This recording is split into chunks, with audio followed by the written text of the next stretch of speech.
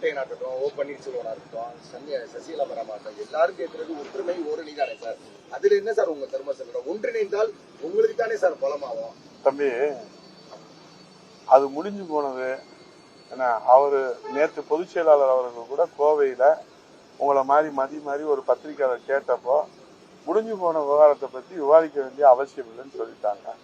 அதனால திரும்ப அது குறித்து நம்ம ஏற்கனவே பல விளக்கங்களை சொல்லிட்டோம். பொதுச் செயலாளர் அது குறித்து நீண்ட விளக்கத்தை சொல்லிவிட்டாரு. அது குறித்து விவாதிக்க வேண்டியது இல்லை. அது ஒரு முடிஞ்சு போனது. அவர் எங்க கட்சியில இல்லை. அதனால அவர் கருத்தை பத்தி விவாதிக்க வேண்டிய அவசியம் இல்லை. அடுத்த கட்ட தலைவர்கள் எல்லாம் அந்த ஒற்றுமைக்கு ஏற்பாடு செய்தீங்கன்னா அதிமுக பலம் பெறும், ஆட்சி அமைக்கல. ஏன் அந்த ஒற்றுமைக்கு பேச மாட்டீங்க பொதுச் செயலாளர்? புரட்சி தமிழ் ஐயா எடப்பாடியார் அவர்களை முதலமைச்சரை அமர்த்தி மக்களாட்சி மலர வேண்டும், ஜனநாயகம் மலர வேண்டும் என்றுதான் 2 கோடி தொண்டர்களும் உழைத்துக் கொண்டிருக்கிறார்கள். அந்த சிந்தனையும் செயலும் லட்சியமும் கொள்கையும் ஒன்றாக இருப்பவர்களை நிச்சயமாக புரட்சி தமிழ் ஐயா எடப்பாடியார் அவர்கள் தாய் உள்ளத்தோடு அரவணைத்து செல்வார்கள். நமக்கு எதிரியாக இருப்பவரிடத்துல நாம் சரணாகதி அடைந்து விட்டோம் என்று சொன்னால் அதற்கு பிறகு அவர்களுடைய பேச்சுக்கு அண்ணா திராவிட முன்னேற்ற கழக தொண்டர்கள் முக்கியத்துவம் கொடுக்க வேண்டிய அவசியம் இருக்கு. என்ன சொல்றாங்கன்னா, பாஜக தான் அதிமுக ஒருங்கிணைப்பு பத்தி எங்களை பேச சொல்றாங்க, அதனாலதான் நாங்க பேசுறோம், நாங்க தனிப்பட்ட முறையில எதுவும் செய்யல அப்படின்லாம் பேசுறாரு.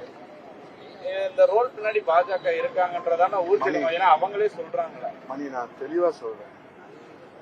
கட்சியிலிருந்து ஒழுங்கு நடவடிக்கை எடுக்கப்பட்டவர்கள் சொல்லுகிற கருத்துக்கு நாம் முக்கியத்துவம் கொடுக்க வேண்டியதில்லை, பொருட்படுத்த வேண்டியதில்லை, அதை பத்தி விவாதிக்க வேண்டியதில்லை, அதை பத்தி அவசியம் இல்லை. முடிந்து போன விவகாரம் அது. நீங்க கட்சியில இருக்கிறவங்க பத்தி பேசுறாங்களான்னு சொல்லுங்க. கட்சியில இருக்கிறவங்க பொதுச் செயலாளர் புரட்சி தமிழ் எடப்பாடியார் அவருடைய வழிகாட்டுதலின்படி மக்கள் சேவை செய்கிற ஒரு தொண்டர் யாரேனும் கருத்து சொன்னால் அதற்கு உரிய விளக்கத்தை நீங்க கேட்பது நியாயம்.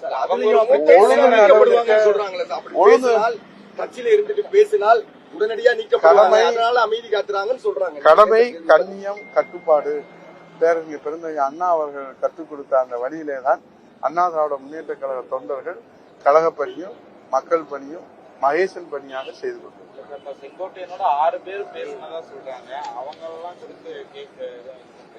எல்லாம் கடிதங்கள்லாம் வேற நீங்க அடிச்சு கேட்டாலும் நான் இதுதான் சொல்றேன்.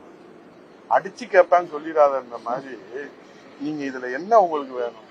நடவடிக்கை எடுத்தவருடைய கருத்து முடிந்து போன விவகாரம், அதை பத்தி நாம் விவாதிக்க வேண்டிய அவசியம் இல்லை. என்கிட்ட பேசுறாங்க, பாஜக தலைமை என்கிட்ட பேசுறாங்க, அது குறித்து நீங்க அவர்கிட்ட தான் கேட்கணும். நீங்க கூட்டணியில இருக்கீங்களா? உங்களோட கூட்டணியில இருக்கும்போது அவங்களோட பேசுற சரியா வரும். இது குறித்து நயினார் நாகேந்திரன் அவர்கள் இப்ப நீங்க பாரதிய ஜனதா கட்சி சொல்றதுனால அந்த மாநில தலைவர் நயினார் நாகேந்திரன் அவர்கள் தெளிவா ஒரு விளக்கம் சொல்லியிருக்கிறார். அதை நீங்க மக்கள்கிட்ட கொண்டு போங்க. அவர் தான் விளக்கம் சொல்லியிருக்காரு. கட்சியுடைய தலைவர் அவர் தானே சொல்லியிருக்கிறாரு. இப்ப நாங்க அதிமுகவுடைய சாமானிய தொண்டை, அவர் சொல்ற இதுக்கெல்லாம் நாங்க எப்படி விளக்கம் சொல்ல முடியும்? அவர் கட்சியில இருந்து ஒழுங்கு நடவடிக்கை எடுக்கப்பட்டு